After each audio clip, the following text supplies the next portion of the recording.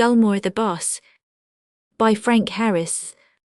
The habits of the Gulmore household were in some respects primitive, though it was not yet 7 o'clock. 2 Negro girls were clearing away the breakfast things under the minute supervision of their mistress, an angular, sharp-faced woman with a reedy voice and nervously abrupt movements. Near the table sat a girl of 19 absorbed in a book in an easy-chair.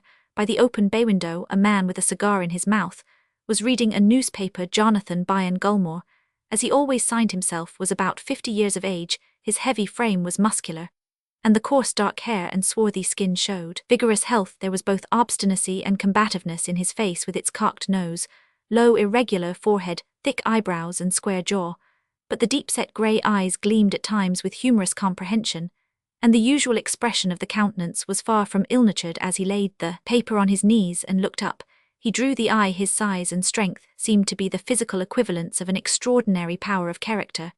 And when Mrs. Gulmore followed the servants out of the room, the girl rose from her chair and went towards the door. She was stopped by her father's voice. "Ida, I want to talk with you. You'll be able to go to your books afterwards. I won't keep you long." She sat down again and laid her book on the table while Mr. Gulmore continued. "The election's next Monday week, and I've no time to lose." A moment's silence, and he let his question fall casually. "You know this Professor Roberts, don't you? He was at the university when you were there, eh?" The girl flushed slightly as she assented. "They say he's smart and he can talk. I heard him the other night, but I'd like to know what you think. Your judgment's generally worth having." Forced to reply without time for reflection, Miss Gulmore said as little as possible, with a great show of frankness. "Oh yes, he's smart and knows Greek and Latin and German, and a great many things. The senior students used to say he knew more than all the other professors put together, and he thinks so too, I imagine." And she laughed intentionally, for on hearing her own strained laughter, she blushed, and then stood up out of a nervous desire to conceal her embarrassment, but her father was looking away from her at the glowing end of his cigar, and as she resumed her seat he went on. "I'm glad you seem to take no stock in him, Ida, for he's mackin' himself unpleasant. I'll have to give him a lesson, I reckon, not in Greek or Latin or them things. I never had nothing taught me beyond the fourth reader in old Vermont, and I've forgotten some of what I learned then, but in election work and business I guess I can give Professor Roberts points 50 in 100 every time. Did you know he's always around with Lawyer Hutchins?" "Is he? That's because of May Hutchins. Oh, she deserves him." The girl spoke with sarcastic bitterness. She gave herself trouble enough to get him. It was just sickening the way she acted, blushing every time he spoke to her, and looking up at him as if he were everything. Some people have no pride in them. Her father listened impassively, and after a pause began his explanation. "Well, Ida, anyway, he means to help Hutchins in this city election. Tain't the first time Hutchins has run for mayor on the Democratic ticket and come out at the little end of the horn, and I propose to whip him again, but this professor's running him on a new track, and I want some points about him. It's like this: at the Democratic meeting the other night, the professor spoke, and spoke well. What he said was popcorn, but it took with the mugwumps them that think themselves too highfalutin to work with either party, jest as if organization was no good and a mob was as strong as an army wall. He talked for an hour about purity and patriotism, and when he had warmed em up, he went bald-headed for me. He told you Ken read it all in the Tribune that this town was run by a ring and not run honestly. Contracts were given only to members of the Republican Party. All appointments were made by the ring, and never according to ability, as if sich a ring could last 10 years. He ended up by saying though he was a Republican as his father is, he intended to vote Democratic as domiciled here as a protest against the impure and corrupt boss system, which was disgracing American political life. 'Twas baby talk. But it's like this: the building of the branch line south has brought a lot of Irish Harrisian, all Democrats, and there's quite a number of mugwumps, and if this professor goes about working them all up, what with the flannel mouths, and the rest, it might be a close finish. I'm sure to win, but if I could get some information about him, it would help me. His father's all right. We've got him down to a fine point. Prentice, the man I made editor of the Herald, knows him. Well, Ken tell us why he left Kentucky to come west, but I want to know something about the professor, jest to teach him to mind his own business and leave other folk to attend to theirs. Can you help me? Is he popular with the students and professors?" She thought intently while the color rose in her cheeks. She was eager to help. "With the students, yes, there's nothing to be done there. The professors, I don't think they like him much. He is too clever when he came into the classroom, and talked Latin to Johnson, the professor of Latin, and Johnson could only stammer out a word or two. I guess he didn't make a friend, and the girl laughed at the recollection. I don't know anything else that could be brought against him. They say he is an atheist. Would that be any use? He gave a lecture on culture as a creed about 3 months ago, which made some folk mad. The other professors are Christians. And of course all the preachers took it up. He compared Buddha with Christ, and said, oh, I remember that Shakespeare was the Old Testament of the English-speaking peoples. That caused some talk. They all believe in the Bible. He said too that Shakespeare was inspired in a far higher sense than St. Paul, who was thin and hard, a logic-loving bigot. And President Campbell's a Presbyterian, preached the Sunday afterwards upon St. Paul as the great missionary of Protestantism. I don't think the professors like him, but I don't know that they can do anything for all the students. The senior ones at least are with him. And the girl paused and tried to find out from her father's face whether what she had said was likely to be of service. Well, I don't go much on them things myself, but I guess something can be done. I'll see Prentice about it. Send him to interview this President Campbell and wake him up to a sense of his duty. This is a Christian country. I reckon the grey eyes twinkled. And those who teach the young should teach them Christian principles, or else get out. I guess it can be worked. The university's a state institution. You don't mind if he's fired out, do you? And the searching eyes probed her with a glance. Oh, I don't mind, she said quickly in a careless tone, rising and going towards him. It has nothing to do with me. He belongs to May Hutchings. Slit her. Help him, if she can. I think you're quite right to give him a lesson. Needs one badly. What right has he to come and attack you? She had passed to her father's side and was leaning against his shoulder. Those grey eyes saw more than she cared to reveal. They made her uncomfortable. Then I understand it's like this. You want him to get a real lesson. Is that it? You can talk straight to me, Ida. I am with you every time, you know that. The feminine instinct of concealment worked in her, but she knew this father of hers would have plain speech, and some hidden feeling forced her violent temper to an outburst of curiously mingled hatred of the professor and exultation in her power of injuring him. Why, father, it's all the same to me. I've no interest in it, except to help you. You know I never said a word against him till you asked me, but he has no business to come down and attack you. And the voice grew shrill. It's shameful of him. If he were a man he'd never do it. Yes, give him a real lesson. Teach him that those he despises are stronger than he is. Let him lose his place and be thrown out of work. Then we'll see if May Hutchings, and she laughed, will go and help him. We'll see who is. Her father interrupted her in the middle of a tirade, which would have been complete self-revelation, but it is not to be presumed that he did this out of a delicate regard for his daughter's feelings. He had got the information he required. That's all right, Ida. I guess he'll get the lesson. You can count on me. You've put me on the right track. I believe I knew. If anyone could help me, you'd be able to. Nobody knows what's in you better'n I do. You're smarter'n anyone I know, and I know a few who think they're real smart. In this vein he continued, soothing his daughter's pride, and yet speaking in an even impersonal tone, as if merely stating facts. Now I've got to go. Prentice'll be waiting for me at the office. While driving to the office, Mr. Gulmore's thoughts at first were with his daughter. I don't know why, but I suspicioned that that's why she left the university before graduating and talked of going east, and macking a name for herself on the stage. That professors foolish Ida's smart and pretty and shall have a heap of money some day. The ring has a few contracts on hand. Still, as a fool how she talked. She remembered all that lecture very word. But she's young yet. She'd have given herself away if I hadn't stopped her. I don't like anyone to do that. It's weak. But she means business every time, just as I do. She means him to be fired right out, and then she'd probably go and cry over him and want me to put him back again. But no, I guess not. That's not the way I work. It'd be willin' for him to stay away and leave me alone. But as she wants him punished, he shall be, and she mustn't interfere at the end. It'll do her good to find out that things can't both be done and undone, if she's that sort. But p'raps she won't want to undo them, when their prides hurt. Women are mighty harder than men by far. I wonder how long it'll take to get this Campbell to move. I must start writin'. I hain't got much time. As soon as her father left her, Miss Ida hurried to her own room in order to recover from her agitation, and to remove all traces of it. She was an only child, and had accordingly a sense of her own importance, which happened to be uncorrected by physical deficiencies. Not that she was astonishingly beautiful, but she was tall and just good-looking enough to allow her to consider herself a beauty. Her chief attraction was her form, which, if somewhat flat-chested, had a feline flexibility rarer and more seductive than she imagined. She was content to believe that nature had fashioned her to play the part in life which she knew was hers of right. Her name even was most appropriate. Dignified Ida should be queen-like, stately. The oval of her face should be long and not round. and her complexion should be pallid color in the cheeks made one look calm, and her dark hair too pleased her everything, in fact, save her eyes. They were of a nameless agate-like hue, and she would have preferred them to be violet. That would have given her face the charm of unexpectedness, which she acknowledged was in itself a distinction. And Miss Ida loved everything that conduced to distinction, everything that flattered her pride, with a sense of her own superiority. It seemed as if her mother's narrowness of nature had confined and shot so, to speak all the passions and powers of the father, into this one characteristic of the daughter, that her father had risen to influence and riches by his own ability, did not satisfy her. She had always felt that the Hutchingses, and the society to which they belonged, persons who had been well educated for generations, and who had always been more or less well off, formed a higher class. It was the longing to become one of them that had impelled her to study with might and main.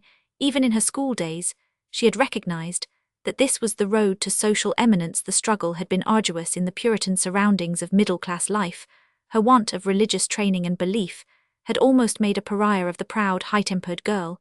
And when, as a clever student of the university and a daughter of one of the richest and most powerful men in the state, she came into a circle that cared as little about Christian dogmas as she attributed the comparative coolness with which her companions treated her to her father's want of education, rather than to the true cause, her own domineering temper, as she had hated her childish playmates, who, instructed by their mothers, held aloof from the infidel. So she had grown to detest the associates of her girlhood, whose parents seemed by virtue of manners and education superior to hers.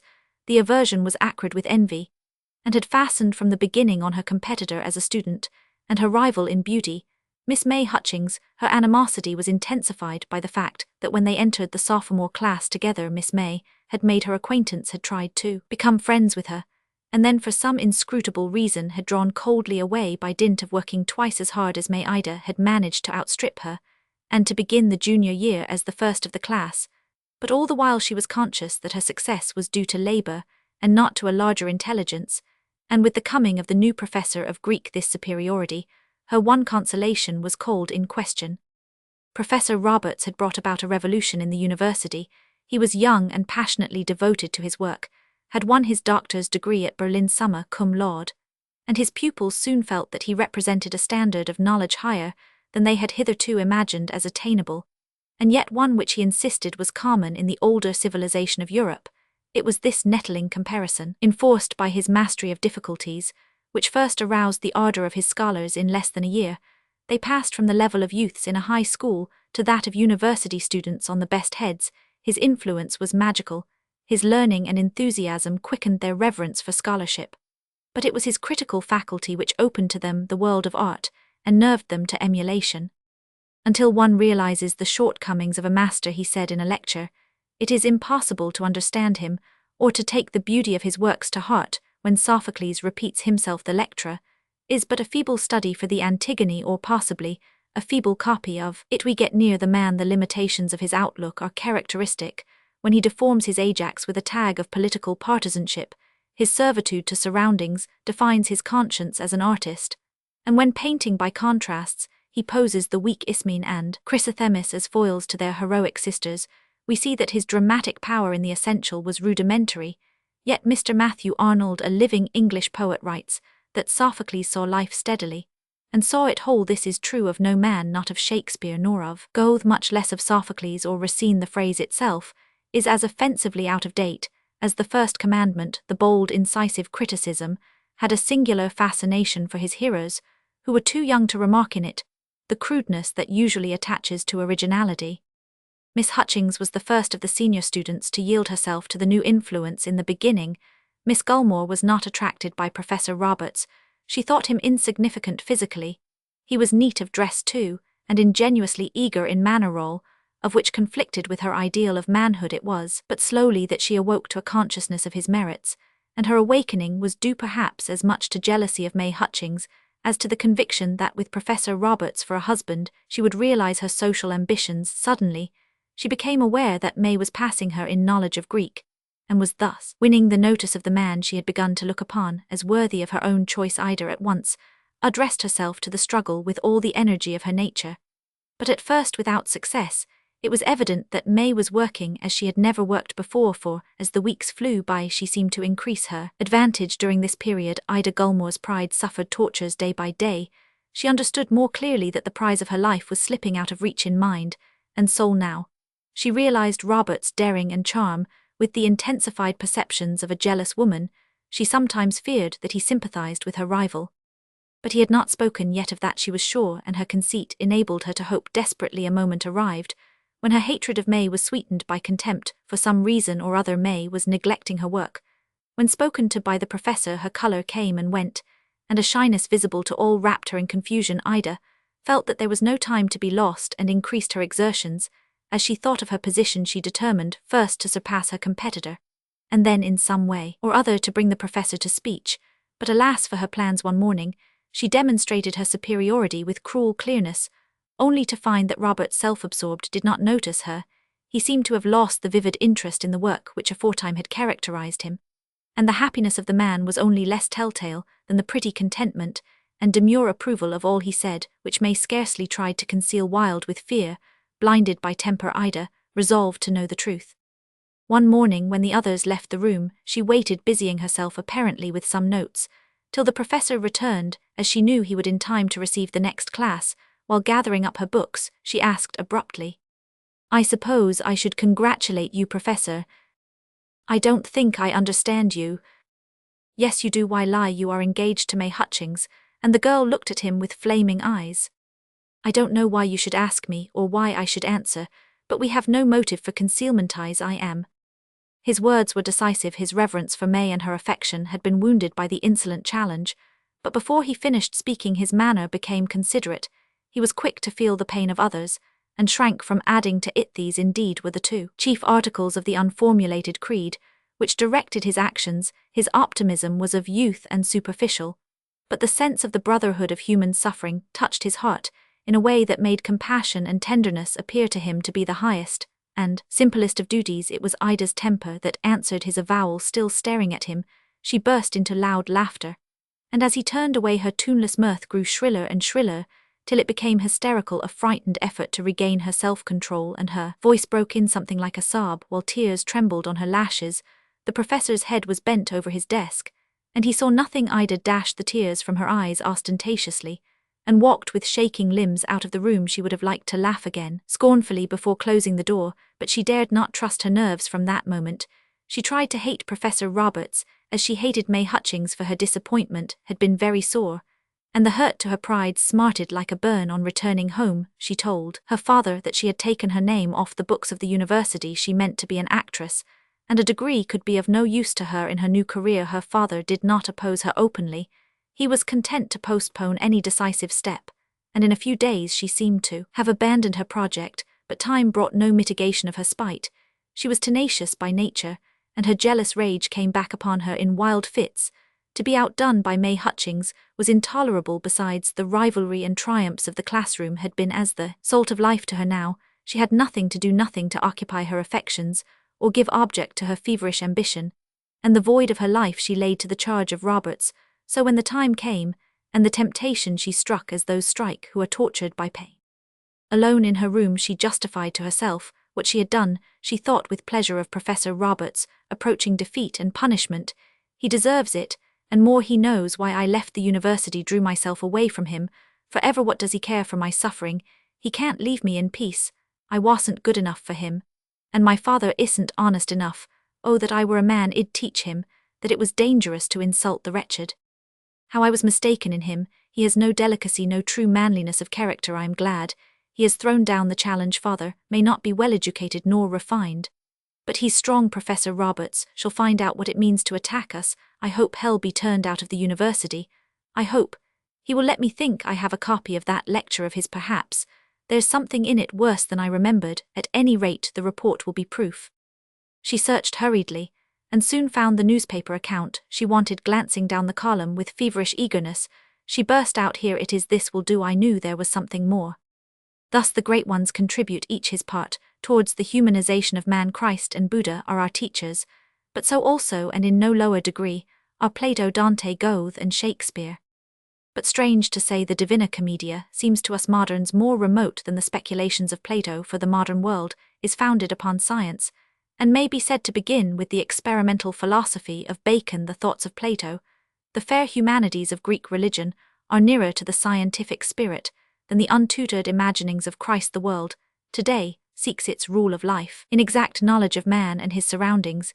Its teachers, hypocrisies in the temple of truth, are the Darwins, the Bunsen's, the Pasteurs in the place of God. We see law, and the old concept of rewards and punishments has been restated as the survival of the fittest. If, on the other hand, you need emotions and the inspiration of concrete teaching, you must go to Balzac, to Turgenev, and to Ibsen. I think that'll do, said the girl half aloud, as she marked the above passages, and then sent the paper by a servant to her father's office. The worst of it is hell find another place easily, but at any rate hell have to leave this state. How well I remember that lecture. I thought no one had ever talked like that before, but the people disliked it, and even those who stayed to the end said they wouldn't have come had they known that a professor could speak against Christianity. How mad they made me. Then I wouldn't listen to them, and no, he's with May Hutchings, perhaps laughing at me with her, or, if he's not so base as that, he's accusing my father of dishonesty, and I mean to defend him. But if and the girl rose to her feet, suddenly with paling face. The house of Lawyer Hutchings was commodious and comfortable. It was only 2 stories high, and its breadth made it appear squat. It was solidly built of rough brown stone, and a large wooden veranda gave shade, and a lounging place in front. It stood in its own grounds on the outskirts of the town, not far from Mr. Gulmore's, but it lacked the towers and greenhouse, the brick stables, and black iron gates, which made Mr. Gulmore's residence an object of public admiration. It had indeed a careless, home-like air, as of a building that disdains show, standing sturdily upon a consciousness of utility, and worth the study of the master lay at the back. It was a room of medium size, with 2 French windows, which gave upon an orchard of peach and apple trees, where lush grass hid the fallen fruit. The furniture was plain and serviceable, a few prints on the wall, and a wainscoting of books showed the owner's tastes. In this room one morning Lawyer Hutchings and Professor Roberts sat talking. The lawyer was sparely built, and tall, of sympathetic appearance. The features of the face were refined, and fairly regular, the blue eyes pleasing, the high forehead intelligent-looking, yet whether it was the querulous horizontal lines above the brows or the frequent graceful gestures of the hands, Mr. Hutchings left on one an impression of weakness, and somehow or other his precise way of speaking suggested intellectual narrowness. It was understood, however, that he had passed through Harvard with honors and had done well in the law course. It is therefore not to be wondered at that, when he went west, he went with the idea that that was the shortest way to Washington.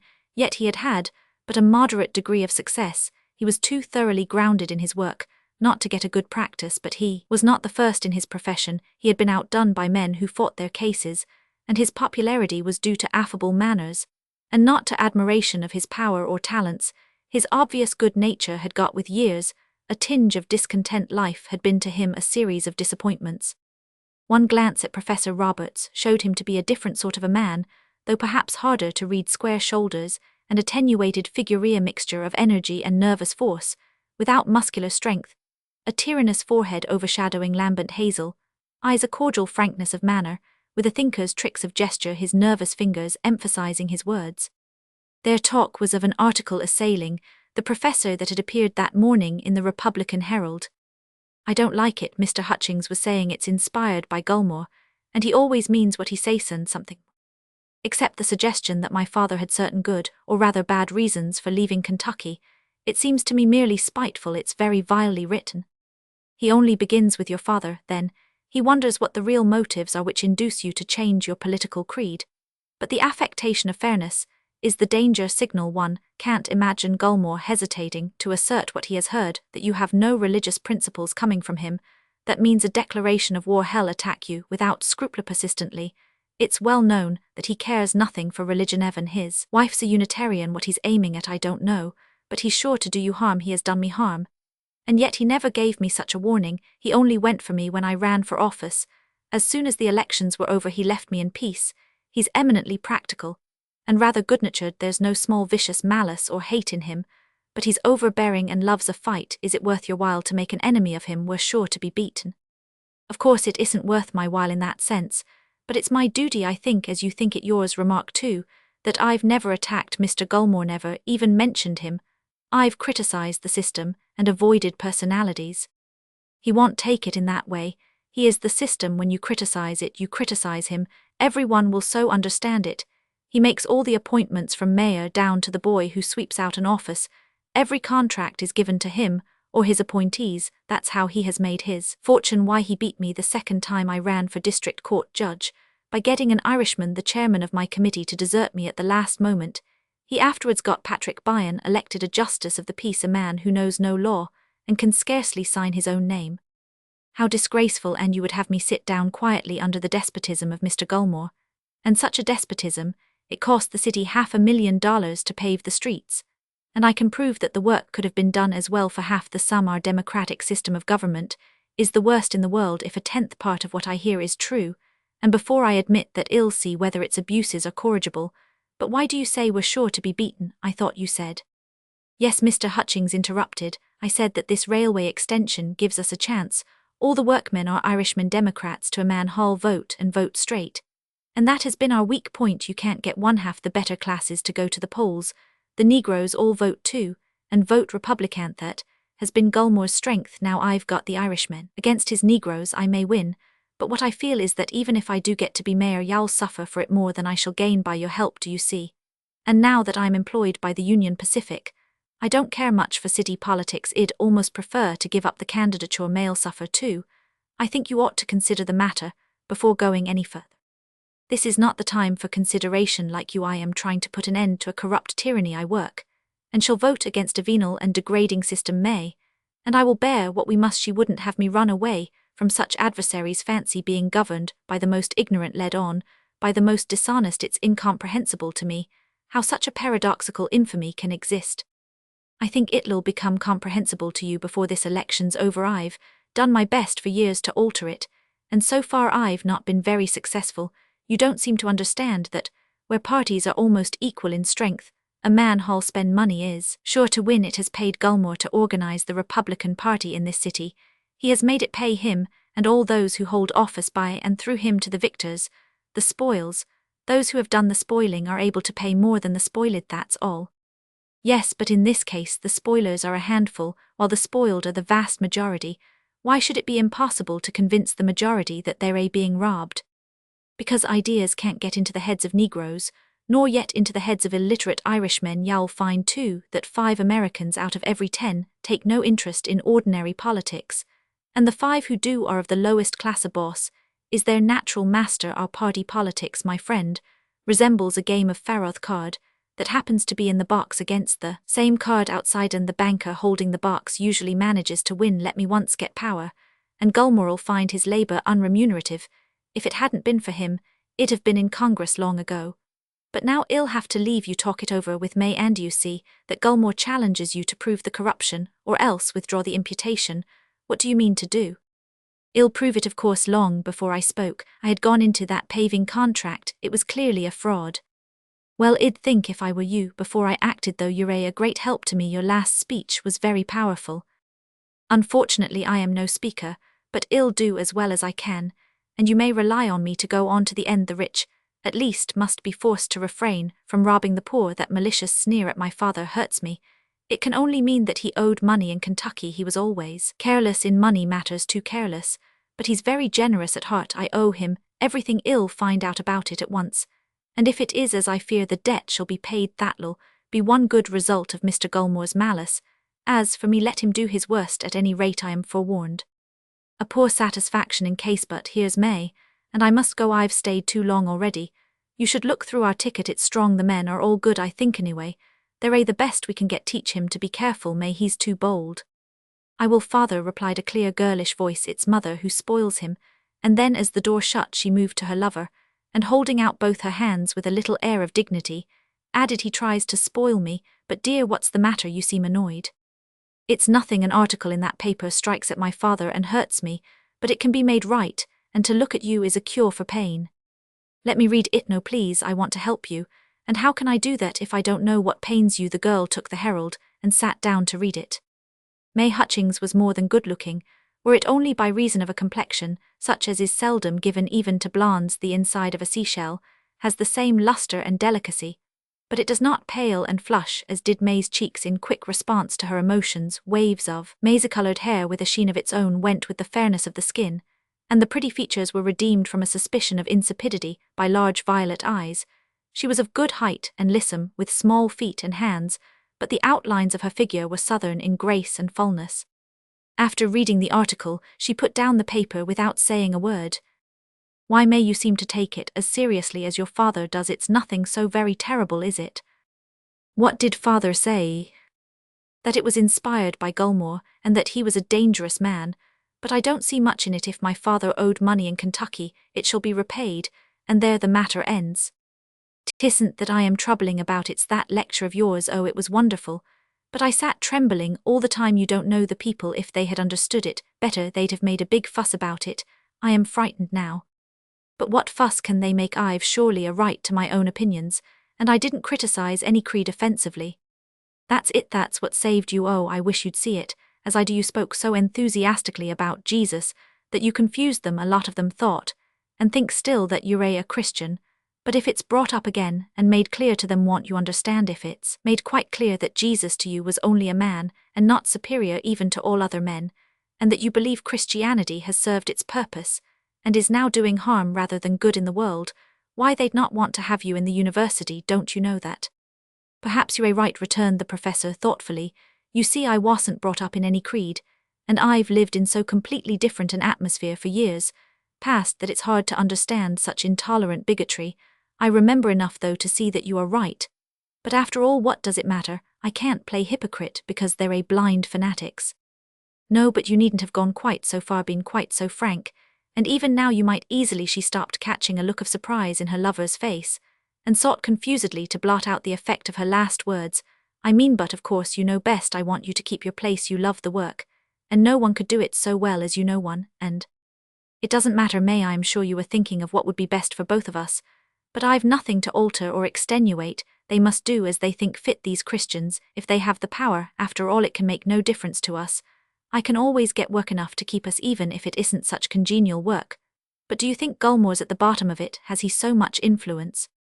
"Yes, I think so," and the girl nodded her head, but she did not give the reasons for her opinion. She knew that Ida Gulmore had been in love with him, so she shrank instinctively from mentioning her name, partly because it might make him pity her, and partly because the love of another woman for him seemed to diminish her pride of exclusive possession.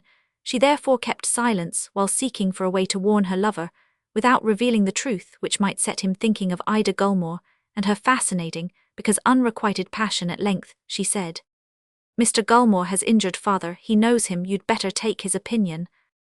"Your father advises me to have nothing more to do with the election." He didn't say it to try her.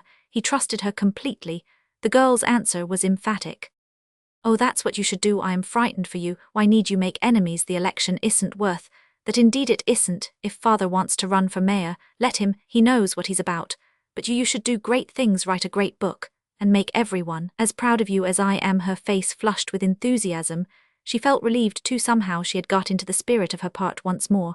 But her lover took the hot face and eager speech as signs of affection, and he drew her to him while his face lit up with joy. "You darling, darling, you overrate me, dear. But that does me good, makes me work harder. What a pity it is, May, that one can't add a cubit to his stature. I'd be a giant then.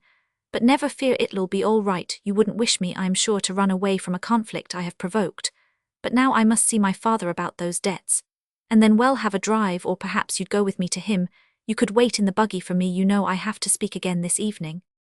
The girl consented at once, but she was not satisfied with the decision her lover had come to. "It's too plain," she thought in her clear common-sense way, "that he's getting into a fuss when he might just as well or better keep out of it." May was eminently practical, and not at all as emotional as one might have inferred from the sensitive, quick-changing color that at one moment flushed her cheeks, and at another ebbed, leaving her pallid, as with passion. Not that she was hard-hearted or selfish, far from it, but her surroundings had molded her as they do women. Her mother had been one of the belles of Baltimore, a Southerner too, by temperament. May had a brother and a sister older than herself. Both were now married, and a younger brother, who had taken care that she should not be spoiled for want of direct personal criticism. It was this younger brother, Joe, who first called her towhead, and even now he often made disparaging remarks about girls who didn't weigh 130 in Joe's eyes. A Venus of Rubens would have seemed perfect. May was not vain of her looks. Indeed, she had only come to take pleasure in them of recent years. As a young girl comparing herself with her mother, she feared that she would always be quite homely her glass, and the attentions of men had gradually shown her the pleasant truth. She did not, however, even now overrate her beauty greatly, but her character had been modified to advantage in those schoolgirl days when with bitter tears she admitted to herself that she was not pretty. Her teacher's praise of her quickness and memory had taught her to set her pride on learning, and indeed she had been an intelligent child, gifted with a sponge-like faculty of assimilating all kinds of knowledge. It, result perhaps of generations of educated, forbears the admiration paid to her looks, did not cause her to relax her intellectual efforts, but when at the university she found herself outgrowing the ordinary standards of opinion, conceit at first took possession of her. It seemed to her manifest that she had always underrated herself. She was astonished by her own excessive modesty, and keenly interested in it. She had thought herself ugly, and she was beautiful, and now it was evident that she was a genius as well, with soul mightily uplifted by dreams of all she would do and the high part she would play in life, always nobly serious, yet with condescension of exquisite charming kindliness. Taking herself gravely for a perfect product of the race and time, she proceeded to write the book which should discover to mankind all her qualities, delicacy, nobility, and sweetness of an ideal nature. During this period, she even tried to treat Jo with sweet courtesy, but Jo told her not to make herself more of a dog-goned fool than she was, and soon the dream began to lose its brightness. The book would not advance, and what she wrote did not seem to her wonderful, not inspired and fascinating, as it ought to have been. Her reading had given her some slight critical insight. She then showed parts of it to her admirers, hoping thus to justify vanity, but they used the occasion to pay irrelevant compliments, and so disappointed Herol save Will Thornton, who admitted critically that it was poetic and guessed she ought to write poetry accordingly. She wrote some lyrics, and one on vanished hopes really pleased her. Forthwith she read it to Will, who decided 'twas fine, mighty fine. Tennyson had written more, of course, but nothing better, nothing easier to understand.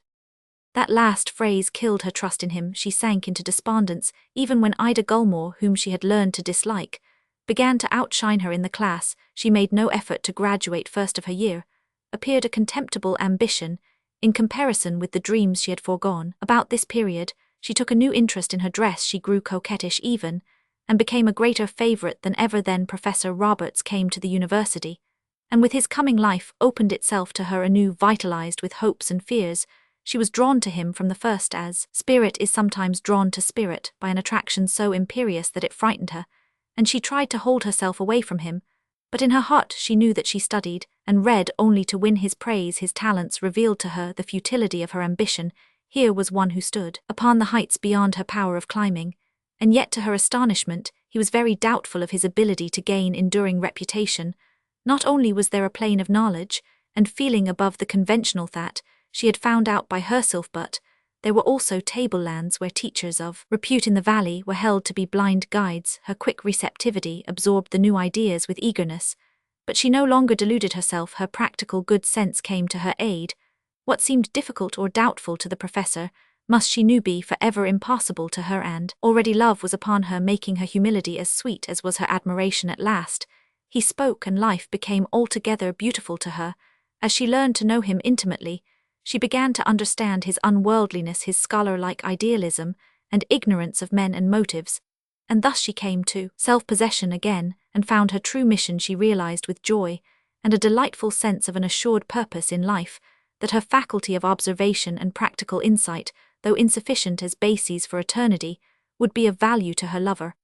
And if she now and then fell back into the part of a 19th-century Antigone, it was but a momentary relapse into what had been for a year or so a dear familiar habit. The heart of the girl grew and expanded in the belief that her new role of counselor and worldly guide to her husband was the highest to which any woman could attain. A few days later Mr. Hutchings had another confidential talk with Professor Roberts, and as before, the subject was suggested by an article in the Republican Herald.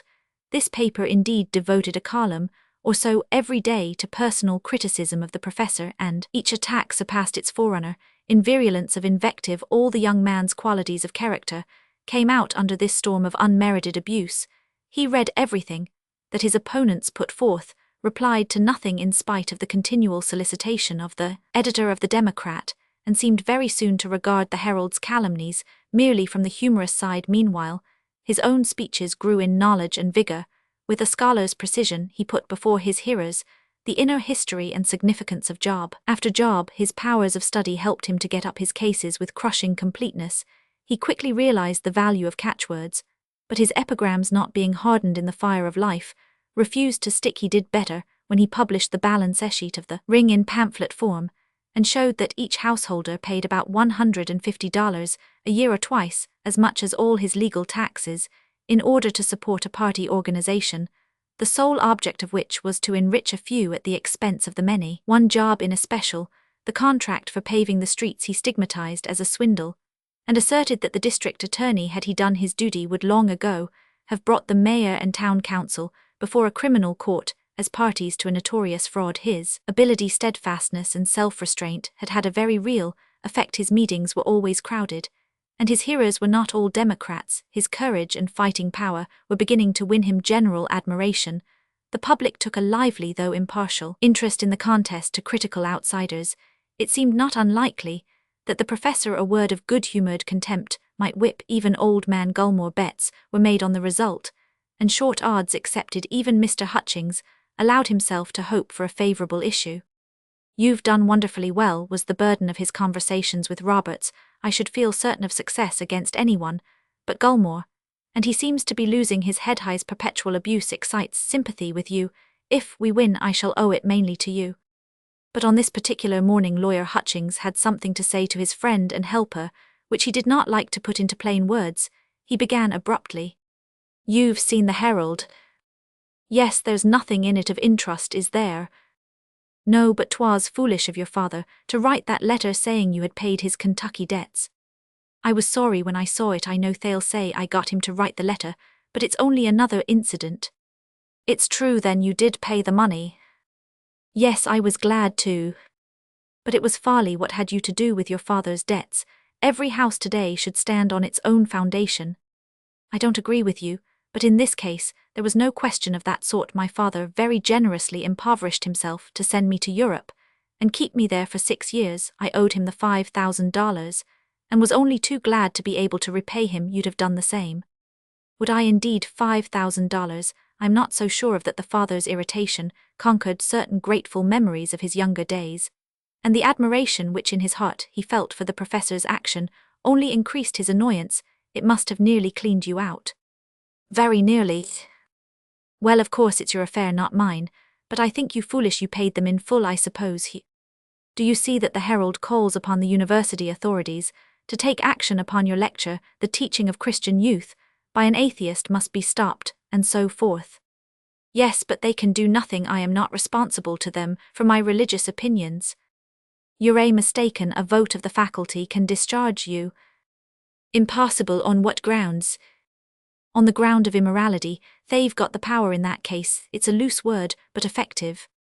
I'd have a cause of action against them, which you'd be sure to lose. 11 out of every 12 jurymen in this state would mulct an agnostic rather than give him damages." "Ah, that's the meaning then, I suppose, of this notice I've just got from the secretary to attend a special faculty meeting on Monday fortnight." "Let me see it. Why, here it is. The object of the meeting is to consider the anti-Christian utterances of Professor Roberts, and to take action thereon. That's the challenge. Didn't you read it?" "No, as soon as I opened it and saw the printed form, I took it for the usual notification, and put it aside to think of this election work. But it would seem as if the faculty intended to out-herald the Herald. They are simply allowed to act first in order that the Herald a day later may applaud them. It's all worked by Gulmore, and I tell you again, he's dangerous. He may be, but I want change for abuse, nor yet to keep my post. Let him do his worst. I've not attacked him hitherto for certain reasons of my own, nor do I mean to now, but he can't frighten me. Hell find that out." Well, see, but at any rate, it was my duty to warn you. It would be different if I were rich, but as it is, I can only give May a little, and—" "My dear Hutchings, don't let us talk of that. In giving me May, you give me all I want." The young man's tone was so conclusive that it closed the conversation. Mr. Gulmore had not been trained for a political career. He had begun life as a clerk in a hardware store in his native town. But in his early manhood, the abolition agitation had moved him deep. The color of his skin, he felt, would never have made him accept slavery, and he became known as a man of extreme views. Before he was 30, he had managed to save some thousands of dollars. He married and emigrated to Columbus, Ohio, where he set up a business It was there in the stirring years before the war that he first threw himself into politics. He labored indefatigably as an abolitionist without hope or desire of personal gain, but the work came to have a fascination for him, and he saw possibilities in it of pecuniary emolument such as the hardware business did not afford when the war was over, and he found himself scarcely richer than he had been before it began. He sold his store and emigrated against his time to Tecumseh, Nebraska, intending to make political organization the business of his life. He wanted to grow up with a town and become its master from the beginning, as the Negroes constituted the most ignorant and most despised class. A little solicitation made him their leader in the first election. It was found that Gulmore's Negroes voted to a man, and that he thereby controlled the Republican Party in the second year of his residence in Tecumseh. He got the contract for lighting the town with gas. The contract was to run for 20 years, and was excessively liberal, for Mr. Gulmore had practically no competitor, no one who understood gas manufacture, and who had the money and pluck to embark in the enterprise. He quickly formed a syndicate, and fulfilled the conditions of the contract. The capital was fixed at $200,000, and the syndicate earned a profit of nearly 40% in the first year. 10 years later, a $100 share was worth $1,000. This first success was the foundation of Mr. Gulmore's fortune. The income derived from the gasworks enabled him to spend money on the organization of his party. The first manager of the works was rewarded with the position of town clerk, an appointment which ran for 5 years, but which under Mr. Gulmore's rule was practically permanent. His foreman became the most energetic of ward chairmen. He was known to pay well, and to be a kind if strenuous master. What he had gained in 10 years by the various contracts allotted to him or his nominees, no one could guess. He was certainly very rich from year to year, too. His control of the city government had grown more complete. There was now no place in the civil or judicial establishment of the city or county which did not depend on his will, and his influence throughout the state was enormous. A municipal election, or indeed any election, afforded Mr. Gulmore many opportunities of quiet but intense self-satisfaction. He loved the struggle, and the consciousness that from his office chair he had so directed his forces that victory was assured. He always allowed a broad margin in order to cover the unforeseen chance, and even ill luck formed a part of his strategy. The sore throat of an eloquent speaker, the illness of a popular candidate, a storm on Pollingdale, were to him factors in the problem. He reckoned as if his opponents might have all the luck upon their side, but while considering the utmost malice of fortune, it was his delight to base his calculations upon the probable, and to find them year by year approaching more nearly to absolute exactitude. As soon as his ward organization had been completed, he could estimate the votes of his party within a dozen or so. His plan was to treat every contest seriously, to bring all his forces to the poll on every occasion. Nothing kept men together.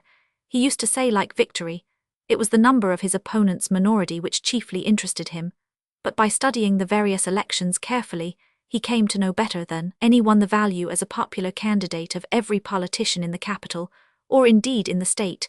The talent of the man for organization lay in his knowledge of men, his fairness and liberality, and perhaps to a certain extent in the power he possessed of inspiring others with confidence in himself and his measures.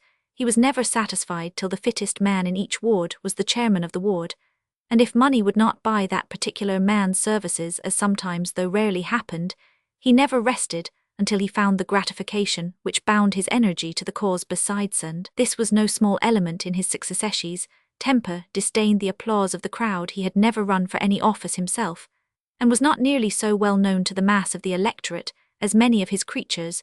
The senator, like the mayor or office messenger of his choice, got all the glory. Mr. Gulmore was satisfied with winning the victory, and reaping the fruits of it. He therefore excited, comparatively speaking, no jealousy, and this, together with the strength of his position, accounts for the fact that he had never been seriously opposed before Professor Roberts came upon the scene.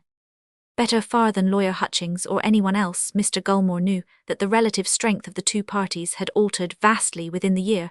Reckoning up his forces at the beginning of the campaign, he felt certain that he could carry his whole ticket, including a rather unpopular mayor, but the majority in his favor would be small, and the prospect did not please him, for the professor's speeches had aroused envy. He understood that if his majority were not overwhelming, he would be assailed again next year more violently, and must in the long run inevitably lose his power. Besides, fat contracts required unquestionable supremacy. He began therefore by instituting such a newspaper attack upon the professor as he hoped would force him to abandon the struggle. When this failed and Mr. Gulmore saw that it had done worse than fail, that it had increased his opponent's energy and added to his popularity, he went to work again to consider the whole situation. He must win and win big, that was clear, win too if possible in a way that would show his smartness and demonstrate his adversary's ignorance of the world. His anger had at length been aroused. Personal rivalry was a thing he could not tolerate at any time, and Roberts had injured his position in the town. He was resolved to give the young man such a lesson that others would be slow to follow his example. The difficulty of the problem was one of its attractions. Again and again he turned the question over in his mind. How was he to make his triumph and the professor's defeat sensational? All the factors were present to him, and he dwelt upon them with intentness. He was a man of strong intellect. His mind was both large and quick, but its activity, owing to want of education and to greedy physical desires, had been limited to the ordinary facts and forces of life. What books are to most persons gifted with an extraordinary intelligence, his fellow men were to Mr. Gulmore a study, at once stimulating and difficult, of an incomparable variety and complexity. His lack of learning was of advantage to him in judging most men. Their stock of ideas, sentiments, and desires had been his for years, and if he now viewed the patchwork quilt of their morality with indulgent contempt, at least he was familiar with all the constituent shades of it. But he could not make the professor out, and this added to his dislike of him. He recognized that Roberts was not, as he had at first believed, a mere mouthpiece of Hutchings, but he could not fathom his motives. Besides, as he said to himself, he had no need to. Roberts was plainly a crank book-mad, and the species did not interest him, but Hutchings, he knew that, like himself, Hutchings, while despising ordinary prejudices, was ruled by ordinary greeds and ambitions. In intellect they were both above the average, but not in morals. So, by putting himself in the lawyer's place, a possible solution of the problem occurred to him. A couple of days before the election, Mr. Hutchings, who had been hard at work till the evening among his chief subordinates, was making his way homeward, when Mr. Prentice accosted him with the request that he would accompany him to his rooms for a few minutes, on a matter of the utmost importance. Having no good reason for refusing, Mr. Hutchings followed the editor of the Herald up a flight of stairs into a large and comfortable room. As he entered and looked about him, Mr. Gulmore came forward. "I wanted a talk with you, lawyer, where we wouldn't be disturbed, and Prentice thought it would be best to have it here, and I guess he was about right. It's quiet and comfortable. Won't you be seated?" "Mr. Gulmore," exclaimed the surprised lawyer, stopping short, "I don't think there's anything to be discussed between us, and as I am in a hurry to get home to dinner, I think ill." "Don't you make any mistake," interrupted Mr. Gulmore. "I mean business. That'll pay both you and me, and I guess 'twon't do you any damage to take a seat and listen to me for a few minutes." As Lawyer Hutchings, overborne by the authority of the voice and manner, sat down, he noticed that Mr. Prentice had disappeared. Interpreting rightly the other's glance, Mr. Gulmore began. "We're alone, Hutchins. This matter shall be played fair and square. I guess you know that my word can be taken at its face value." Then, settling himself in his chair, he went on. "You and I have been runnin' on opposite tickets for a good many years, and I've won right along. It has paid me to win, and it has not paid you to lose. Now it's like this: you reckon that those Irishmen on the line give you a better show. They do, but not enough to whip me. You appear to think that That'll have to be tried the day after tomorrow, but you ought to know by now that when I say a thing is so, it's so every time. If you had a chance, I'd tell you I'm playin' square. I can carry my ticket from one end to the other.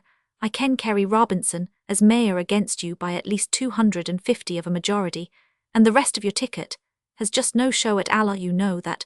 But even if you could get in this year or next, what good would it do you to be mayor? You're not runnin' for the $5,000 a year salary, I reckon, and that's about all you'd get unless you worked with me.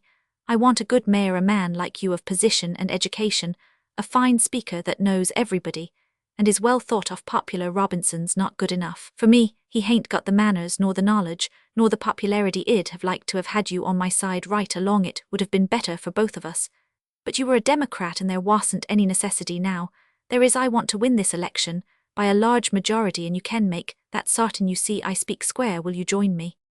The question was thrown out abruptly.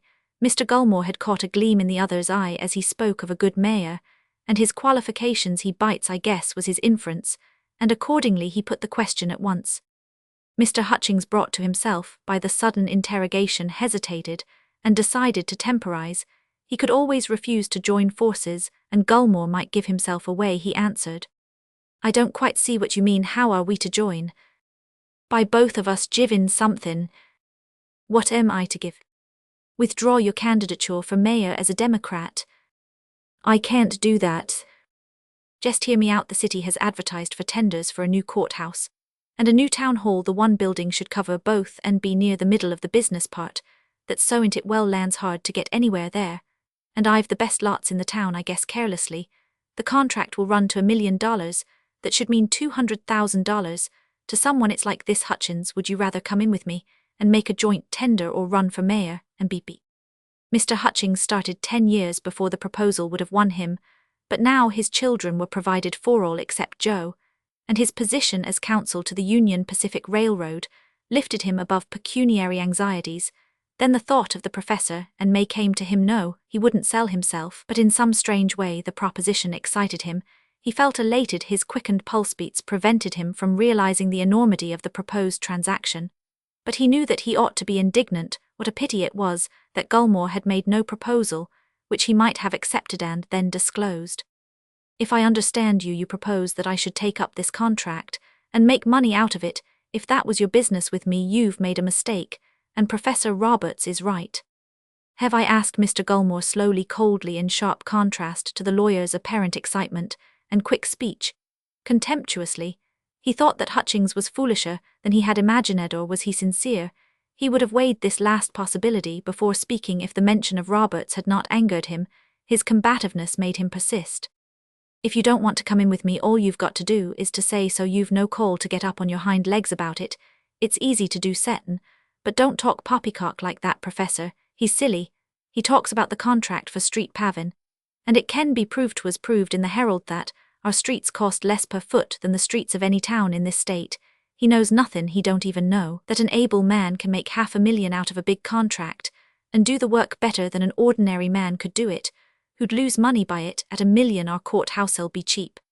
And if the professor had the contract with the plans according to requirement tomorrow, he'd make nothing out of it, not a red cent. No, sir.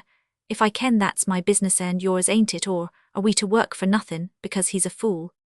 While Mr. Gulmore was speaking, Mr. Hutchins gave himself to thought. After all, why was he running for mayor? The place, as Gulmore said, would be of no use to him. He was weary of fighting which only ended in defeat, and could only end in a victory that would be worthless. Mayor, indeed, if he had a chance of becoming a member of Congress, that would be different. And across his brain flitted the picture so often evoked by imagination in earlier years. Why not? Gulmore could make it certain, would he? What you say seems plausible enough, but I don't see my way. I don't feel inclined to go into business at my time of life. You don't need to go into the business, I'll see to that.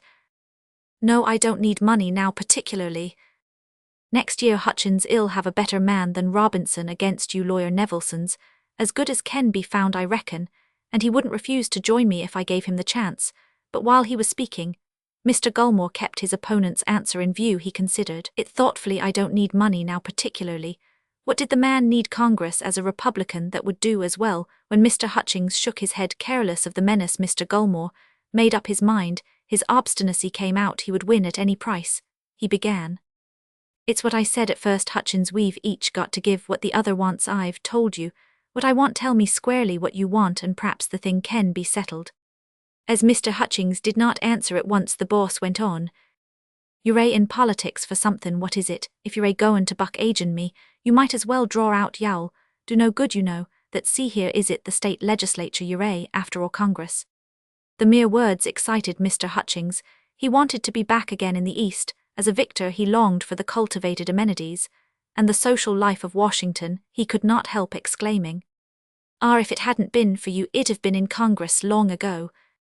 As a Democrat, not from this state, I guess. What does it matter, Democrat or Republican? The difference now is only in the name. The price is high, Hutchins. I ask you to give up running for mayor, and you ask me for a seat in Congress instead. But I'll pay it if you do as I say. You've no chance in this state as a Democrat. You know that yourself. To run for mayor as a Democrat hurts you. That must stop right now in your own interest.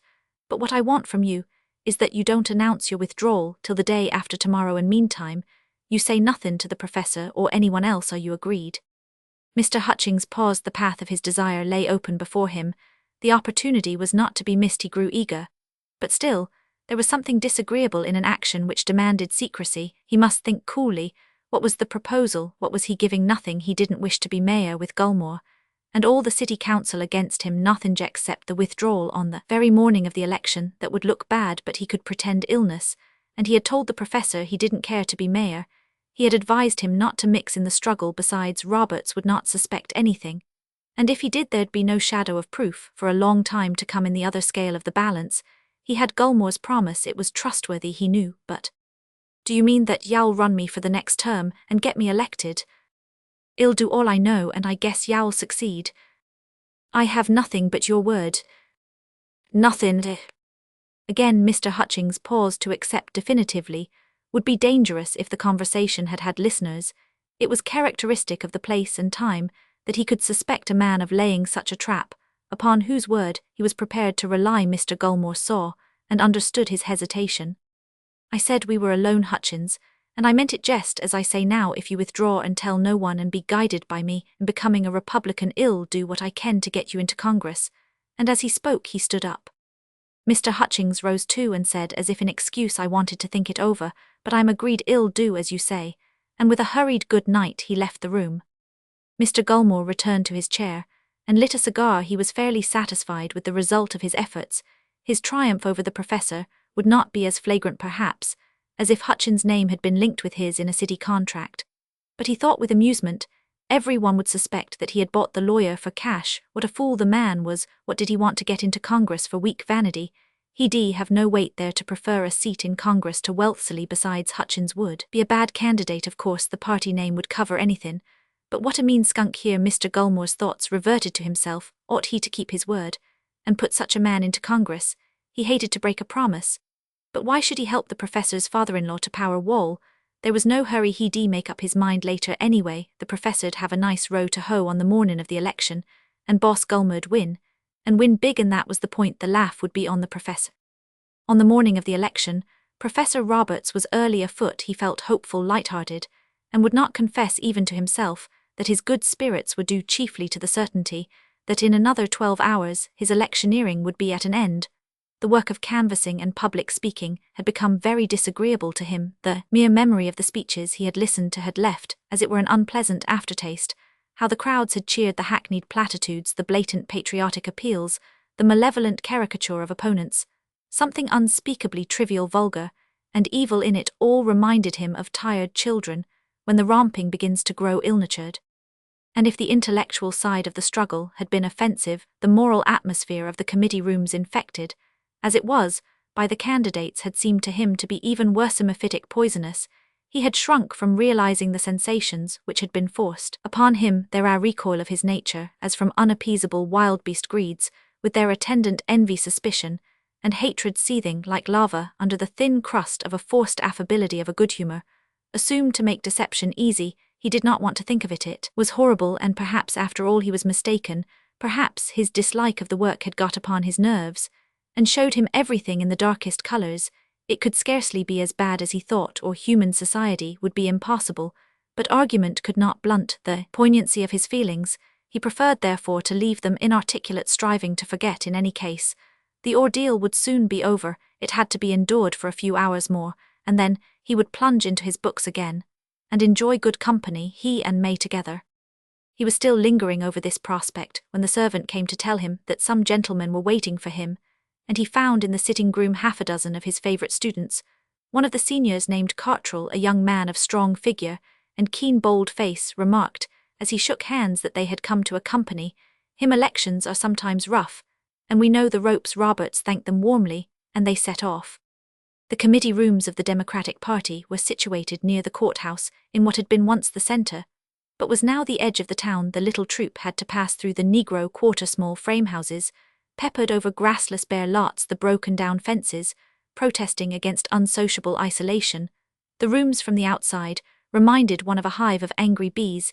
In and out of the door men were hurrying, and a crowd swarmed on the sidewalk, talking in a loud, excited hum. As soon as the professor was recognized, a silence of astonishment fell upon the throng with stares of curiosity. They drew aside to let him enter. Slightly surprised by the reception, the professor passed into the chief room. At a table in the middle, a man was speaking in a harsh, loud voice. On Simpson, A popular orator who had held aloof from the meetings of the party, he was saying. It's a pewed-up game between them, but the question is who's to go on the ticket. As Simpson's eyes met those of Roberts, he stopped speaking. Good morning, gentlemen. Please continue, Mr. Simpson. I hope I am not interrupting you. The professor did not like Mr. Simpson. The atrabilious face, the bitter, thin lips, and grey eyes veined with yellow, reminded him indefinably of a wild beast. Mr. Simpson seemed to take the courteous words as a challenge. Drawing his wiry figure up, he said with insult in voice and manner, Perhaps you've come to nominate a mayor. We'd all like to know your choice. I don't understand you. The professor's tone was frank, his sincerity evident, but Simpson went on. Don't you perhaps Hutchins has sent you to say as he's sick it be well to run Robinson on both tickets, eh? I don't know what you mean. I expected to meet Mr. Hutchins here. Is he ill? He'll get well soon, I reckon, but after taking a prescription from Gulmore he's mighty bad and can't leave the house. What do you mean? I mean that Hutchins has withdrawn his candidature as mayor. I mean that the Herald has the announcing of it. I mean it's a pewed-up job between him and Gulmore to ruin the Democratic Party in this town, I mean. As the professor drew back in amazement, young Cottrell stepped in front of him and addressed Simpson. What proof have you of what you say? Proof enough. Does an honest man resign a candidature on the morning of an election and give the other side the news before his own party? The interruption had given Roberts time for reflection. He felt that Simpson's facts must be right. It was characteristic of him that his first thought was, had Hutchins withdrawn in order to save him from further attacks? No. If he had, he'd have told him before the event. A sort of nausea overpowered him as he remembered that Hutchins had related how Gulmore had bought Patrick Byrne. Now he too had sold himself. As in a flash Hutchins' weakness of fibre was laid bare to him. That's the reason I couldn't find him yesterday. His heart sank within him. How could Hutchins have been so? With the belief in the lawyer's guilt came the understanding that he too was concerned, suspected, even disgust of traitorism. Conscious innocence impelled him to clear himself, but how? To his surprise, he found that companionship with these men had given him some insight into their character. He put the question to Simpson. Can anything be done now? The steadiness of the tone, the resolve in his face, excited a certain curiosity. Shrugging his shoulders, Simpson replied, We've not got a candidate. It's too late to get the party together. New tickets have to be printed. Will you accept the candidature? Reading the man at once, Roberts turned to the others. Gentlemen, I hope someone will second me. I nominate Mr. Simpson as mayor, and propose that his name should be substituted for that of Mr. Hutchins, to show that I am in earnest. Contribute $500 towards the expense of printing the tickets. The professor's offer of money seemed to exercise a magical influence upon the crowd. The loud tones, the provocative rudeness of speech and bearing, disappeared. At once the men began to show him the respect of attention, and Mr. Simpson was even quicker than the rest in changing his attitude, perhaps because he hoped to gain more than they. Roman 999. I had no idea, he began, but if the committee thinks I ought to run, I've no objection. I hain't ever cared for office, but I'm a party man, and what the party wants me to do, I'll do every time. I am a Democrat right through. I guess Lawyer Hutchins has gone back on us.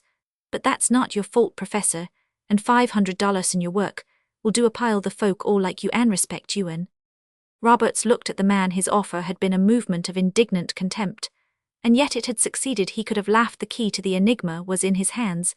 These men answered to the motive of self-interest, as a ship answers to the helm, and Yethau revolting it all was the next moment. He again banished reflection. I'll go and get the money and return as soon as possible. In the meantime, perhaps you, Mr. Simpson, will see that the printing is begun without delay. Then, if y'all tell us what polling stations need superintendents, my friends, and I will do our best. The appeal found an immediate response. In a few minutes, order and energetic work had taken the place of the former angry excitement and recrimination. To Professor Roberts the remainder of the day was one whirl of restless labor. He hastened from one polling station to another, and when the round was completed drove to the central rooms where questions had to be answered and new arrangements made without time for thought. Then he was off again on his hurried round. As canvasser, one incident, however, made a definite impression upon him. Returning for the second or third time to the central rooms, he found himself in a crowd of Irish labourers who had come in deference to priestly bidding to record their votes. Mr. Hutchins' retirement had excited their native suspiciousness. They felt that they had been betrayed. and yet the peremptory orders they had received must be followed, the satisfaction of revolt being denied to them. Their anger became dangerous. Professor Roberts faced them quietly. He soon saw that they were sincere, or were playing the part of sincerity. He therefore spoke for the cause, for the party to which they belonged. Surely they wouldn't abandon the struggle because a leader had deserted them. His words and manner, his appeal to their combativeness, his earnestness and good temper were successful. The storm of invective gradually subsided, and although one or two for the sake of a row sought to insult him, they did not go to extremes in face of the resolute disapprobation of the American party leaders. Loyalty to their shibboleth was beginning to draw them, still grumbling and making use of expressive imprecations on the way to the nearest polling station, when one of their leaders drew Professor Roberts aside and asked him, "Are the boys to have nothing for their throuble? Half a day they'll lose, so they will $1 each now would be no more than fair." The professor shook his head. He was not rich, he said, and had already spent more money in the contest than he could afford. "Begob, it's poor worruck, this talkin' and votin' for us that gets nothing by it." The phrase stuck in his memory, as illustrating the paltry baseness of the whole affair. It was with a sense of relief that he threw himself again into the turmoil that served to deaden thought. As the day wore towards evening, he became conscious of fatigue, a weariness that was not of the body alone, but of the head and heart. After the closing of the polls, he returned to the central rooms. They were filled with an enthusiastic crowd, most of whom professed to believe that the Democratic Party had won all along the line. Roberts found it hard to bear their self-gratulation and the exuberance of their triumph, but when Simpson began to take the liberties of comradeship with him, the cup ran over. He cut the man short with a formally polite phrase and betook himself to his house. He would not think even of May. Her image brought him face to face with her father, and he wanted rest. In the morning, the professor awoke with a feeling of utter depression. Before he opened the paper, he was sure that his hopelessness had been justified. He was right. Gulmore had carried his whole ticket, and Simpson had been beaten by a majority of more than 1,000. The Democratic organ did not scruple to ascribe the defeat to the fact that lawyer Hutchings had sold his party. The simulated indignation of the journalist found expression in phrases which caricatured the simplicity of sincere condemnation. Never did shameless corruption. Roberts could not read the stuff, yet the feigned passion and tawdry rhetoric in some way stirred up his bile. He would see Hutchings, and but, if he unpacked his heart's bitterness upon her father, he would hurt May. He must restrain himself. Hutchings would understand from his manner, and May would be sympathetic as she always was. Another thought exasperated him afresh. His idealism had made him ridiculous in the eyes of the townsfolk. He had spent money he could ill spare in a hopeless cause, which was not even a worthy one, and now everybody was laughing at him or sneering. Grew hot with shame that his motives were honorable only heightened the ludicrousness of his action. It seemed as if he had made a fool of himself. He almost wished that he had left the Democrats to their own devices, but no, he had done the right, and that was the main point. The sense of failure, however, robbed him of confidence in regard to the future. How should he act, since high motives were ineffectual? Quixotic, ought he to discard them and come down to the ordinary level? 'Twould be better not to live at all the half-life of a student. A teacher dwelling apart from the world would be preferable to such degradation, but the situation appeared to him to be so difficult that as soon as he had taken his breakfast, he went out for a walk away from the town in order to avoid importunate visits, and to decide upon a course of conduct. The air and exercise invigorated him, the peace and solitude of the prairie, the beauty of earth and sky, the unconsciousness of nature, consoled him, reduced his troubles to relative unimportance, and allowed him to regain his equanimity. Even his ideas in regard to Hutchings underwent a change. After all, it was not his part to condemn. His indignation owed its heat to baffled egotism and paltry vanity. When the personal element was abstracted from the causes of his vexation, what remained? Were Hutchings a figure in history? Would he judge him with the same intolerance? No weakness, corruptibility, even would then excite no harsher feeling than a sort of amused contempt. The reflection mitigated his anger. He began to take an intellectual pleasure in the good-humored acceptance of the wrong inflicted upon him. Plato was right. It was well to suffer injustice without desiring to retaliate. He had yet to learn that just as oil only smooths the surface of waves, so reason has merely a superficial effect upon character. Early in the afternoon, he made his way to May's home. According to his habit, he passed by the servant girl and entered the studito. Find himself face to face with the lawyer. The shock of disappointment and a certain latent antagonism caused him to speak with a directness which was in itself discourteous. Is Miss May in? I wish to see her. After a momentary pause, he added with a tinge of sarcasm, your illness wasn't serious, I see. Mr. Hutchings was not taken by surprise. He had prepared for this meeting, and had resolved to defend himself. The task he believed would be easy. He had almost persuaded himself that he had acted in the professor's interest. Roberts was singularly unworldly. He might accept the explanation, and if he didn't, what did it matter? His own brighter prospects filled him with a sense of triumph. In the last 3 days, his long-repressed vanity had shot up to self-satisfaction, making him callous to what Roberts or anyone else might think. But the sneer in his visitor's words stung him, induced him to throw off the mask of illness, which he had intended to assume. He replied, with an indifference that was defiant. No, I wasn't well yesterday, but I am better now, though I shall keep indoors for a day or two. A chill, I suppose. Receiving no answer, he found relief in complete boldness. You see, my prediction as to the result of the election has been justified. You might even say pars magna fui. The retort slipped out. The impudent challenge had to be met. The professor did not realize how contemptuously he spoke. The womanish weakness in Hutchings sprang to hurried attack. At any rate, you've no cause for reproach. I resigned chiefly to shield you. I told you long ago that I didn't want particularly to be mayor, and the assault upon your position in the university decided me there was no way to save your place, except by giving Gulmore the victory he wanted. You're engaged to May, and May is fond of you. I am not rich, and a post of $3,000 a year is not often to be found by a young man. What would you do if you were dismissed? I had to sacrifice myself, not that it matters much.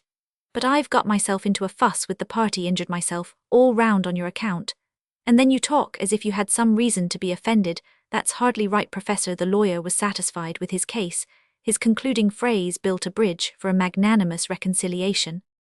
You wish me to believe that you resigned at the last moment, without telling me of your intention, in order to further my interests.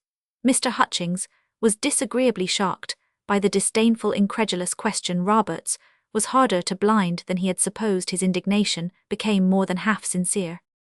I didn't make up my mind till the last minute. I couldn't. It wasn't easy for me to leave the party I've fought with for 10 years, and the consequences don't seem likely to be pleasant to me. But that doesn't signify. This discussion is useless. If you'll take my advice, you'll think of answering the charge that will be brought against you in the faculty meeting instead of trying to get up a groundless accusation against me. The menace in the words was not due solely to excitement and ill temper. Mr. Hutchings had been at pains to consider all his relations with the professor. He had hoped to deceive him, at least for the moment, and gain time. Postpone a painful decision. He had begun to wish that the engagement between Roberts and May might be broken off in 6 months or a year. He would have to declare himself on Gulmore's side. The fact would establish his complicity, and he had feared what he now knew, that Roberts would be the severest of critics, an impossible son-in-law. Besides, in the East, as the daughter of a member of Congress, May might command a high position. With her looks, she could marry anyone, while Roberts would be dismissed or compelled to resign his post. A young man without a career, who would place censor upon him in his own house, was not to be thought of. The engagement must be terminated. May could be brought to understand. The professor did not at once grasp the situation in so far as he himself was concerned, but he divined the cause of the lawyer's irritability, and refrained from pushing the argument further. The discussion could indeed serve no purpose save to embitter the quarrel. He therefore answered quietly, I didn't come here to dispute with you. I came to see May. Is she in? No, I think not. I believe she went out some time ago. In that case, I'll go home. Perhaps you'll tell her I called. Good day. Good day. As the professor left the house, his depression of the morning returned upon him. He was dissatisfied with himself. He had intended to show no anger, no resentment, and nevertheless his temper had run away with him. He recognized that he had made a grave mistake, for he was beginning to foresee the consequences of it. Trained to severe thinking, but unaccustomed to analyze motives, the full comprehension of Hutchings' attitude and its probable effects upon his happiness only came to him gradually, but it came at length so completely that he could remember the very words of the foregoing conversation, and recall the tones of the voices. He could rebuild the puzzle. His understanding of it, therefore, must be the true one. The irrationality of the defense was a final proof that the lawyer had played him false. Hutchings sold himself most likely for place. He didn't fear a quarrel with me. That was evident. Perhaps he wishes to get rid of me. Evident too. He believes that I shall be dismissed, or else he wouldn't have laid stress upon the importance of my keeping my position. When I spoke of May, he was curt. and the explanation he has wronged me, the old French proverb, holds true. The offender seldom forgives, hell probably go on to harm me further, for I remind him of his vileness. This then is life, not as I imagined it, but as it is, and such creatures as Hutchings are human beings. Well, after all, it is better to know the truth than to cheat oneself with a mirage. I shall appreciate large natures, with noble and generous impulses, better now that I know how rare they are. In his room, he found May awaiting him. Across his surprise and joy there came an intense admiration of her, a heart pang of passionate gratitude. As she moved towards him, her incommunicable grace of person and manner completed the charm, the radiant gladness of the eyes, the outstretched hands, the graceful form, outlined in silvergray, the diadem of honey-coloured hair, something delicate yet courageous, proud yet tender in her womanhood, remained with him ever afterwards. Ah, May, the word seemed to bring joy and tingling life to his half-numbed heart. He seized her hands and drew her to him, and kissed her on the hair and brows and eyes with an abandonment of his whole nature, such as she had never before known in him. All her shyness, her uneasiness, vanished in the happiness of finding that she had so pleased him, and mingled with this joy was a new delightful sense of her own power. When released from his embrace, she questioned him by a look. His emotion astonished her. "My love," he said, kissing her hands, "how good of you to come to me, how sweet and brave you are to wait for me here. I was growing weak with fear, lest I should lose you too in the general wreck, and you came and sat here for me patiently, darling." There was a mingling of self-surrender and ruffled pride in her smiling reproach. "Lose me? What do you mean? I waited for you last night, sir, and all this weary morning, till I could wait no longer. I had to find you. I would have stayed at home till you came. I meant to, but father startled me. He said he was afraid you'd lose your place as professor. In spite of all he had done for you, 'twas good of him, wasn't it, to give up running for mayor, so as not to embitter Gulmore against you. I was quite proud of him. But you won't lose your post, will you? Has anything serious happened, dear?" He paused to think, but he could not see any way to avoid telling her the truth. Disappointments had so huddled upon him, the insight he had won into human nature was so desolating, that his heart ached for sympathy and affection. He loved her. She was to be his wife. How could he help winning her to his side? Besides, her words voiced his own fear. Her father had already begun to try to part them. She must know all and judge, but how should he give her the tribune to read? Noit was vindictive. "Come and sit down, May, and I'll tell you what happened yesterday. You shall judge for yourself whether I was right or wrong." He told her point by point what had occurred. May listened in silence till he stopped. But why did he resign? What could he gain by that? While she was speaking, a thought crimsoned her cheeks. She had found the key to the enigma 3 nights before her father had talked of Washington and the East with a sort of exultation. At the time she had not paid much attention to this, though it had struck her as very different from his habit. Now, the peculiarity of it confirmed her suspicion. In some way or other his action in resigning was connected with his inexplicable high spirits. A wave of indignation swept over her. Not that she felt the disgust which had sickened the professor. When he first heard of the traitorism, he had condemned Mr. Hutchings on the grounds of public morality. May's anger was aroused because her father had sought to deceive her, had tried by lying suggestion to take credit to himself, whereas "I wouldn't have believed it," she murmured with the passionate revolt of youth against mean deceit. "I can never forgive him or trust him again." "Don't let us talk of it any more, dear. I wouldn't have told you, only I was afraid that he would try to separate us. Now I know you are on my side. I wouldn't have you judge him harshly." "On your side," she repeated with a certain exaltation of manner. "On your side. Always, in spite of everything, I feel for you more intensely than for myself." In a lower voice, and with hesitating speech, she added, Did he tell you that he resigned on your account?" He nodded. "And you are not angry?" "No," he smiled slightly. "I understand men better now than I did yesterday, that's all." "Oh, but you ought to be mad." "I am. How can you?" "Let us talk, dear, of what concerns us more. Have you heard anything from what your father said? I half fear that the meeting tomorrow may go against me. Has no one called?" "Professor Krasinski. I saw his card on the table when I came in." "You think it's a bad sign that he's the only one?" "I'm afraid so. It may be merely anxiety, but I'm growing suspicious of everyone now. I catch myself attributing low motives to men without reason. That electioneering has infected me. I hate myself for it. But I can't help it. I loathe the self-seeking and the vileness. I'd rather not know men at all than see them as they've shown themselves. Lately I want to get away and rinse my mouth out and forget all about it, away somewhere with you, my sweet love. But you mustn't let them condemn you." Without an effort, while speaking, she put her hand on his shoulder and moved close to him. "It might injure us later. And you know you can persuade them if you like. No one can listen to you without being won over. and I want you to keep your post you love teaching, and you're the best teacher in the world. He put his arms round her, and she bowed her head on his neck that he might not see the gathering tears. You're right, dear, I spoke hastily. I'll do my best. It won't be as bad as we think. My colleagues are men of some education and position.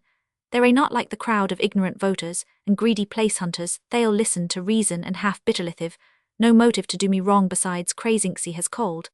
And I scarcely know him. Perhaps the others didn't think of coming. It was kind of him, wasn't it? I'm very grateful to him. He must be a good fellow.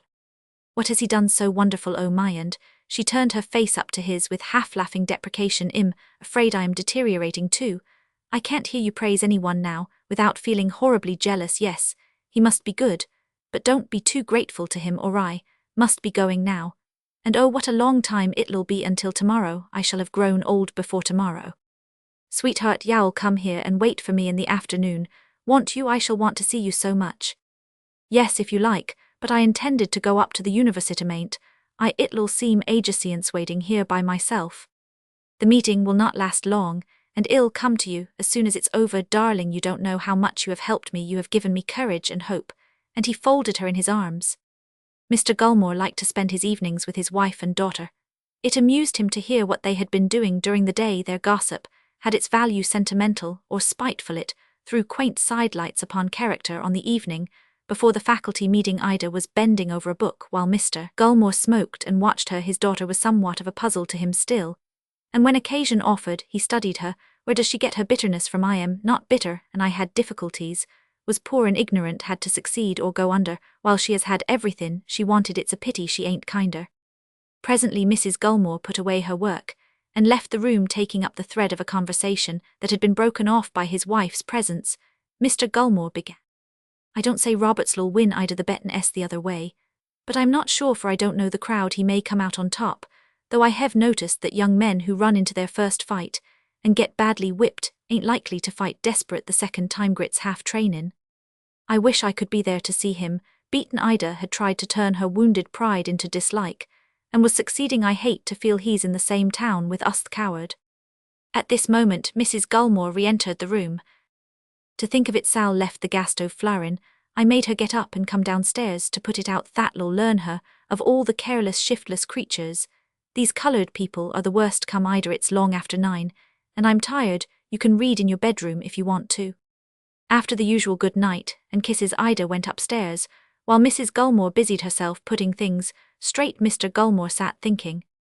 She takes after her mother in everything, but she has more pride. It's that makes her bitter. She's just like Heronly, prettier, the same peaky nose, pointed chin, little thin ears, set close to her head, fine hair. The Yankee schoolmarm, first-rate managin' women, the best wives in the world to keep a house and help a man on, but they hain't got sensuality enough to be properly affectionate.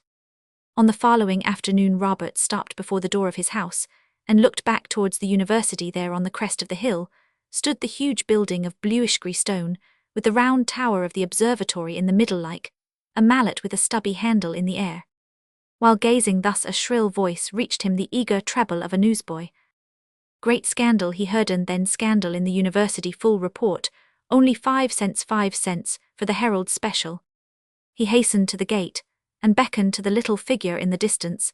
His thoughts were whirling. What did it mean? Could the Herald have issued a special edition with the report of the meeting? Impossible, there wasn't time for that yet. He had walked leisurely with Krasinski, and newspapers did wonders, sometimes wonders. 'Twould be a breach of confidence. There was an honourable understanding that no one should divulge what took place in a faculty meeting. Honourable and Gulmoreth, 2 words wouldn't go together, could it be? A glance at the contents bill brought a flush to his face. He gave a quarter for the sheet, and as the boy fumbled for change, he said, taking hold of the bill, I want this too. You can keep the rest of the money, and hurried into the house. May met him at the door of the sitting room, but did not speak while he opened out the paper, and in silence showed her the 6 columns containing a verbatim report of the meeting. What do you think of that? He asked, and without waiting for an answer, he spread the contents bill upon the table.